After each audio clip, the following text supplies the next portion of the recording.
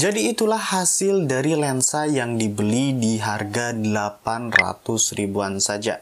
Ini adalah lensa Sigma 70-300 mili yang harusnya untuk kamera Canon, tapi saya gunakan di kamera Sony.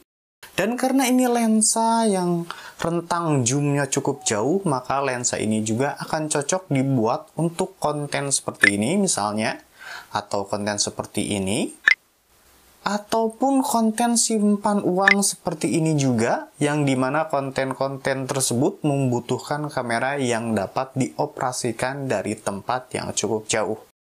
Jadi, cerita awalnya kenapa saya ambil lensa ini, karena saya cari lensa manual waktu itu yang murah-murah, seperti dari Meiki, Seven Artisan, TT Artisan, dan sebagainya. Namun sayangnya kebanyakan lensa yang dijual adalah lensa prime dengan rentang fokal misalkan di 25 mili, 35 mili, atau 50 mili, dan lain-lain yang tidak bisa di zoom. Dan saya pengen lensa murah tapi yang bisa di zoom. Hingga akhirnya saya melihat-lihat lensa bekas dan banyak yang jual lensa bekas untuk kamera Canon. Dan kenapa tidak saya beli saja lensa Canon dan kemudian membeli konverter agar bisa dipakai di bodi lensa yang saya miliki, yaitu kamera Sony. Jika kamu bertanya kenapa ini lensanya bisa murah sekali, karena selain bekas, lensa ini juga autofokusnya sudah tidak berfungsi.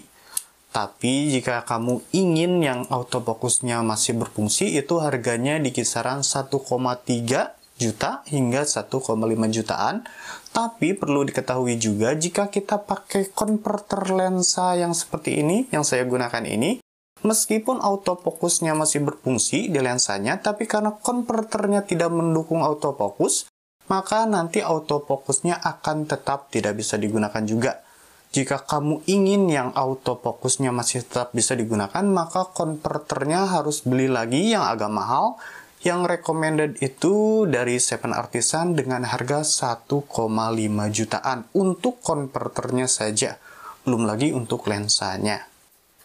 Nah, sementara konverter abal-abal ini yang saya gunakan, ini harganya tidak nyampe 100 ribuan. Ini sekitar 80 ribuan saja. Ini dari lensa, ini lensa Canon ya. Kita pasang seperti ini. Nah, kemudian akhirnya jadi si lensa ini yang tadinya untuk Canon bisa kita gunakan di kamera Sony.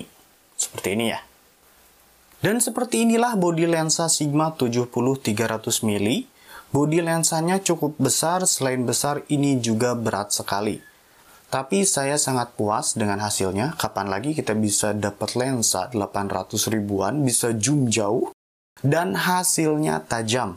Ya, saya harus bilang lensa ini sangat tajam dengan catatan fokusnya harus benar-benar tepat, tidak boleh miss.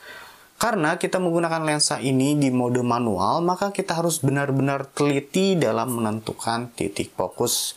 Di setiap kamera biasanya akan ada fitur bantuan ketika kita menggunakan lensa manual fokus, namanya focus picking. Jadi dengan adanya focus picking, area fokus di gambar akan ditandai warna merah seperti ini, atau warna lainnya yang sudah kita tentukan. Perhatikan contohnya seperti ini. Ketika fokusnya pada bunga yang di depan, maka bunga yang ada di depan ini akan ditandai merah. Jika kita rubah fokusnya ke bunga yang di bagian belakang, maka bunga yang di belakang ini akan ditandai warna merah seperti ini. Untuk memindah-mindah fokus, kita tinggal geser-geser atau putar-putar ring fokus yang ada di lensa. Nah, untuk mengaktifkan fitur focus picking itu beda-beda di kamera Sony yang saya gunakan, caranya seperti ini. Masuk ke pengaturan, kemudian cari manual focus assist dan pastikan dalam posisi on atau hidup. Lalu cari pilihan focus picking.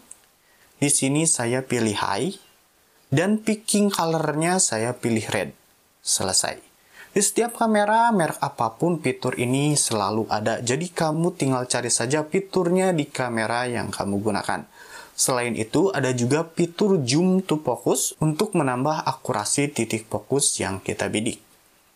Di kamera saya tinggal sentuh pada layar, maka area tersebut akan dibuat lebih ngezoom dan saya tinggal putar-putarin fokus untuk mendapatkan titik fokus yang presisi.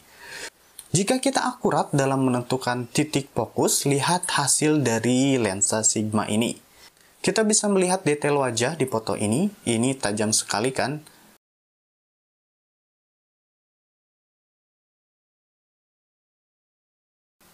Kita coba lihat lagi di foto yang lainnya. Lihat helai rambut yang terpisah pun bisa terlihat jelas seperti ini. Itu artinya lensa Sigma 70-300 ini sangat tajam sekali. Selain itu, yang menarik dari lensa 70-300 mili dari Sigma ini adalah adanya fitur parfocus. Parfocus adalah fitur untuk mengunci fokus meskipun kita mengganti rentang fokal atau mengganti jarak zoom lensa. Jadi titik fokusnya akan tetap meskipun kita merubah focal length-nya atau merubah-rubah zoom-nya. Jadi titiknya akan tetap meskipun kita merubah-rubah zoom in dan zoom out-nya. Misalkan kita fokus ke tulisan di poster dinding ini, kemudian kita zoom in dan zoom out, maka fokusnya akan tetap ke tulisan tersebut, tidak berubah-ubah. Walaupun sebenarnya masih selalu saja ada sedikit pergeseran titik fokus ketika kita merubah focal length-nya ini. Sehingga saya harus sedikit menggeser ring fokus untuk menghasilkan titik fokus yang lebih presisi. Nah, buat kamu yang penasaran ingin melihat seperti apa focal length 70 mili hingga 300 mili di kamera dengan sensor APS-C, sejauh apa sih gambar yang bisa ditangkap? Berikut ini perbandingan dengan lensa 20 mili dan juga dengan lensa yang ada di smartphone.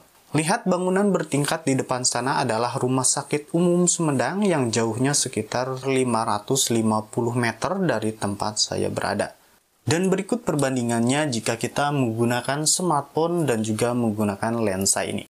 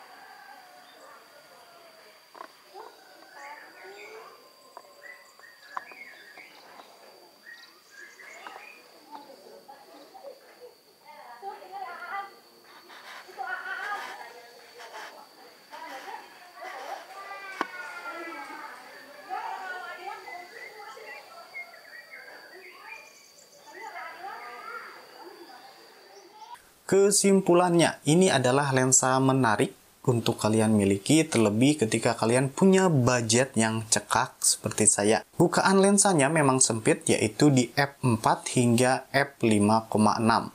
Sehingga ketika digunakan di malam hari, ini tidak akan cocok karena pasti akan gelap dan noise jika kita paksakan menggunakan ISO yang tinggi. Tapi kalau soal bokeh atau background yang blur, jangan khawatir, lensa ini akan dapat menghasilkan efek bokeh yang bagus. Hal tersebut karena rentang fokalnya yang jauh. Karena perlu diingat juga salah satu faktor yang bisa menghasilkan efek bokeh yaitu focal length. Bukan cuma soal aperture atau bukaan lensa saja. Kamu bisa lihat hasil-hasilnya di sini. Dan pada akhirnya gear cumalah gear. Yang paling menentukan adalah siapa orang yang ada di belakangnya. Mau semahal apapun peralatan yang kita miliki, kalau kita tidak bisa menggunakannya, ya percuma. Dan sebaliknya, meskipun alat-alatnya murah-murah seperti ini, jika kita bisa memaksimalkan potensinya, hasilnya pasti akan bagus. So, itu dia untuk video kali ini. Jangan lupa like jika suka, dislike jika tidak suka. Saya undur diri.